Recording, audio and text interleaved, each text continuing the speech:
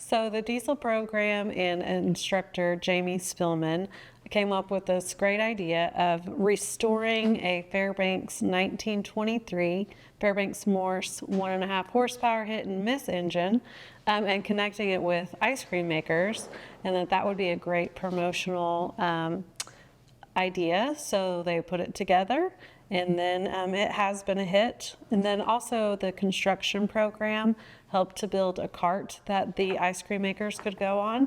And then the welding program also welded together the wheels on the cart. I think it's been a great promotional piece, but also you've got to give credit to their instructor, Mr. Spillman. He just creates a culture that has been very inclusive, and just it's definitely has grown. And I think it's just the whole family atmosphere that he's created in the program that it has grown. And this is a great tool to get to be out and about, and his students get to help with making the ice cream. So it's just good to get us out and in people's view more. You can conversate about education and what we do here. All the marketing in the world, advertising, billboards, all that. At 65 miles an hour, you may or may not get that, but when you get to visit with, it's our kids serving. Our kids, more times than not, go out there and they're doing the serving. It's our teachers that will go do that maybe on a weekend, and it started off as diesel, but then went, our marketing crew embraced it, our business and industry crew, it gets utilized. It's utilized through our public schools and everything else, and just the conglomeration of everybody working together on my staff, and how they work towards the same end. My theory with it is who doesn't like homemade ice cream? Even if you're lactose intolerant, you like homemade ice cream, and you just bear the consequences. So it's been pretty popular. It's pretty cool. It's good ice cream. It's a pretty neat way to make it. I've enjoyed it. Without having it sitting here in front of us and doing some measuring and this and that, it's been several years since we've done it. But, the engine's a 1923 model, Fairbanks horse and a half hit and miss. So I actually called my dad's first cousin in Ellenwood, Kansas. They own Dick's Engine. My grandma's brother started that business, and it's just an old business for old engines. And he was able to point me in the right direction on some parts that I needed that were obsolete. They're all one-off. It's all handmade anymore.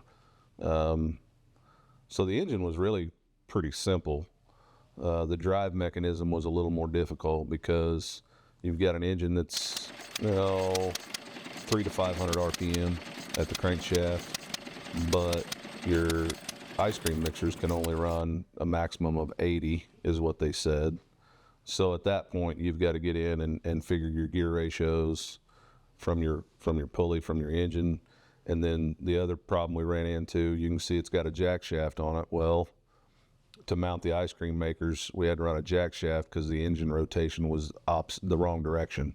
So by running the jack shaft, we actually was able to flip the rotation direction and get the makers to turn the right direction. And I believe right now, if we're running 350-ish RPM on the engine, I believe the makers are running somewhere in the 72 to 76 range on RPM. Originally, it started off a little slower than that. It was taking quite a while. I thought it was an RPM thing at the mixer. It turned out it was not. It was a salt and ice thing and just ambient air temperature. There's a lot of factors that go into it. I've made it as quick as 30 minutes, and I've made it taken an hour and a half to make it. And that's all dependent upon your salt, your ice, and your temperature of ice cream to serve out there. Now, the second one, I believe, 55 gallons.